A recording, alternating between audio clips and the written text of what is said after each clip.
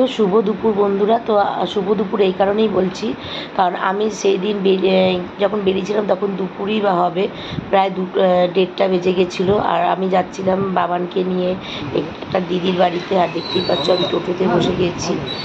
আমি আমরা টোটো করে গির্জা গেছিলাম। আর বাইরে এতটা রোদ, এত রোদ যে কি বলবো। তো সামনে দেখতে পাচ্ছ আর একটা দিদিভাই বসেছিল।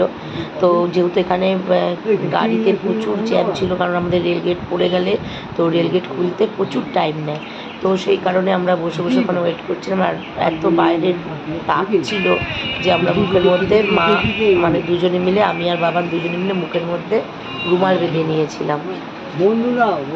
আর রাস্তা তার মধ্যে ধুলোও থাকে, তো সেই কারণে করেছিলাম। আর গির্জা থেকে আমরা টোটোতে নেমে আবার অটোতে উঠে গেছিলাম।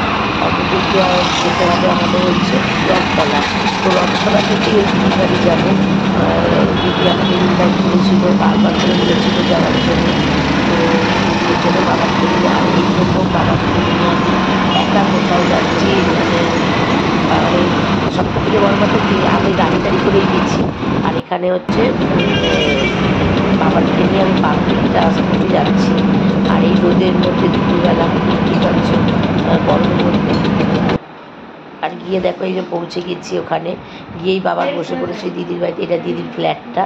তো দেখো কি সুন্দর দেয়ালে প্রিন্টগুলো করা, এত ভালো। আর এই যে এসি চলছিল, আর বাবার আর এই দিদির ছেলে দুজনে মিলে মোবাইল দেখছিল।